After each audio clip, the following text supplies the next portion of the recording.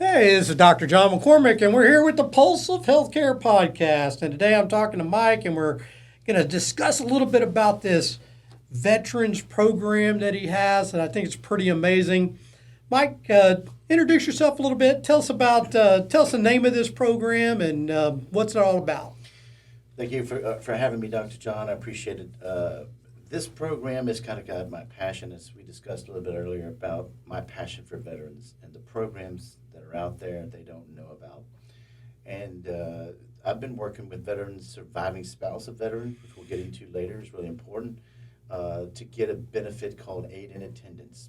Little is known about it, but probably those that do know about it, about 80 to 85% of those get denied.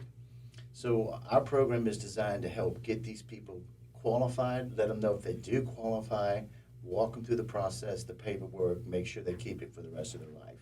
Absolutely. And, people's listening to my other podcasts. They know I'm a veteran. I served for 22 years.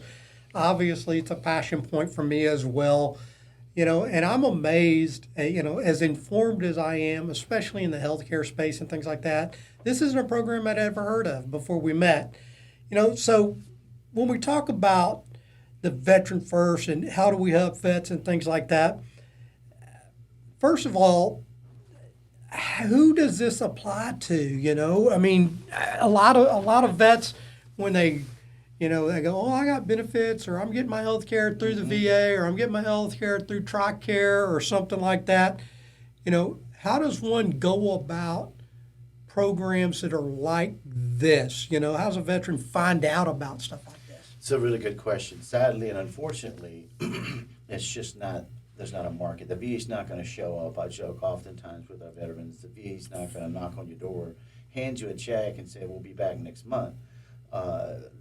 Very little is done to market it, if you will, to put it out there, make it known. Our program, currently in about 8 states that we're in, currently doing this and helping veterans with actual boots on the ground.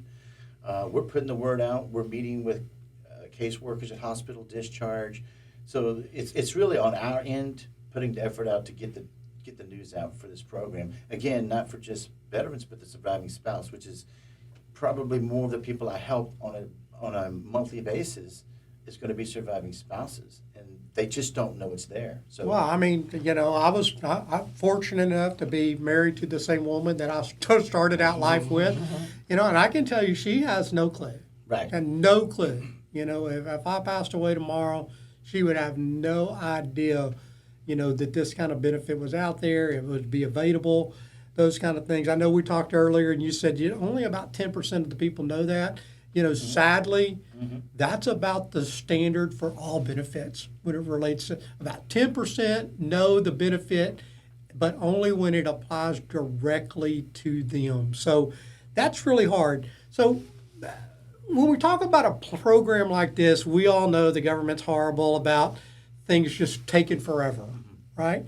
So wow, I'm listening to this podcast. I'm suddenly hearing about this great benefit program. If I was to go out and do this on my own, how long would that normally take? Great question. I actually have a couple examples we discussed earlier. I have had people come to me and say, Michael, we've worked on this for 2 years. We've been denied over and over and over again. We found out it through somebody at the VA. They said, here's an application. Go ahead and try.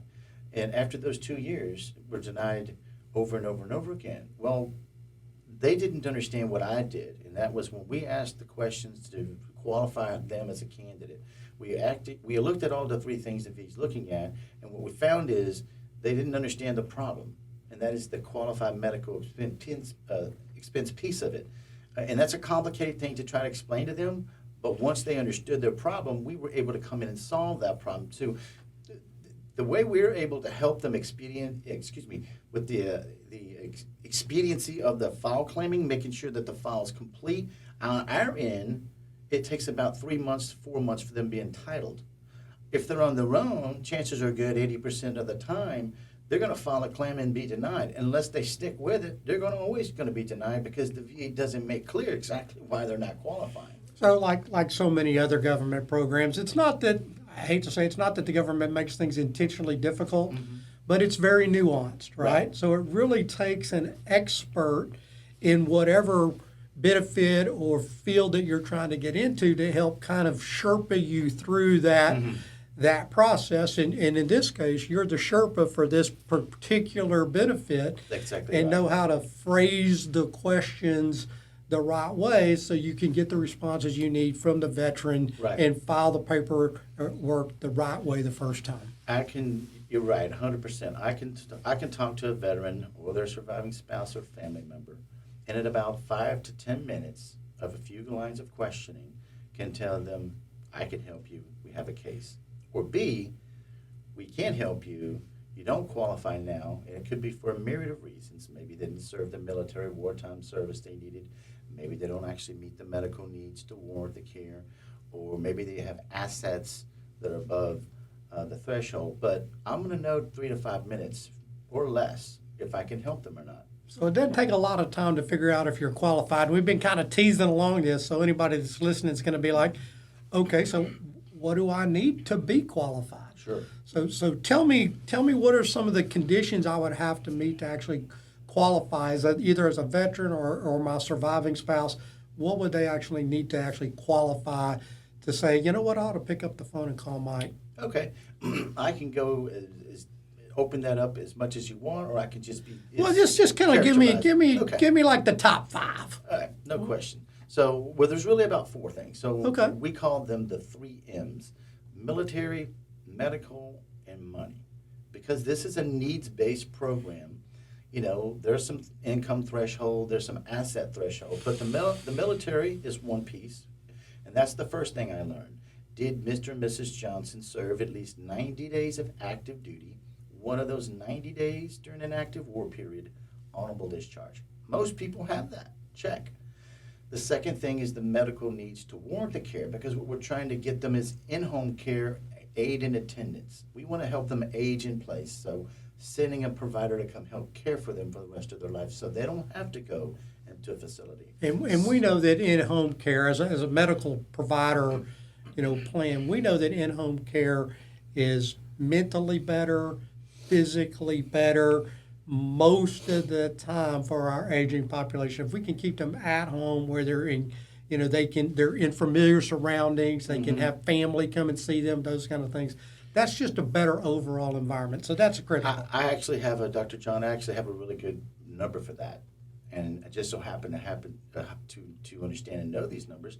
If a client gets on aid and attendance pension, only because we know the lifespan of that client they're entitled up till death, right? Mm-hmm. So as we're working to help keep them compliant, the average time spent they're on that program, aging in home through aid and attendance, is almost 4 years. If they go outside of that, maybe they don't have the comfort, maybe in some cases they have no choice but to go into assisted living, that lifespan is less than 12 months. That thrive to live goes away, even though because family members not there, it's not home. So the quality of life and the lifespan that you'll probably get if you're aging in place is significant when you want, because we all want to age in place, Dr. John, Right. at the end of the day. Difference between thriving and surviving, Exactly. right? All right. So what are you talking about when you go through those things? You're rattling off the 3 M's there. The last one, you said military, got it. Medical, okay, I qualify. I have a medical need. I need in-home care. Right. The piece that people get hung up on when they file on their own is that they don't understand how this pension is actually entitled. It's essentially set up like a medical reimbursement. So the VA is going to say, well, what is your gross income? And from that gross income, on a monthly basis, we can deduct all qualified medical expenses, which really qualified means medically related, fixed cost, and ongoing. So incontinence supplies, Medicare Part B, Medicare Part D, any co-insurance or supplement policy, dental, vision, all of these can count towards, or should I say against, that qualified gross income, or the net gross income, and the VA wants you to spend about as much as your gross income and qualified expenses for 100% entitlement.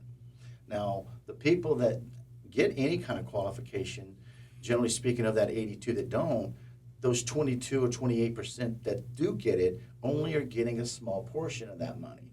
We're going to go get them the entire benefit amount monthly for each one of those cases. So learning their income, looking at their medical expenses, we come in and offset those expenses by helping them with the in-home care at no cost to them. So if I'm a veteran over 65, I got a surviving spouse who's maybe over 65, probably subsisting on Social Security at this point, that's really kind of the sweet spot, I would think, where you can come in with your expertise and say, let me show you how to offset that Social Security income, or maybe you're getting a little 401k action or something like that, to show you, educate you on how those expenses are, put into the program. Right.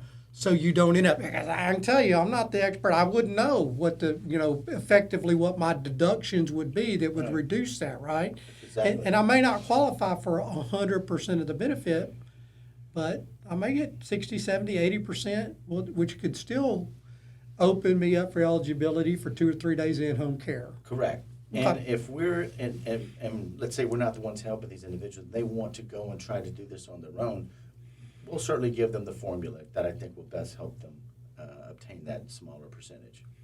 All right. And we know that a veteran can do this on their own. But you said, a high percentage of veterans that try to do this on their own just fail. And it's part of the complexities of the system.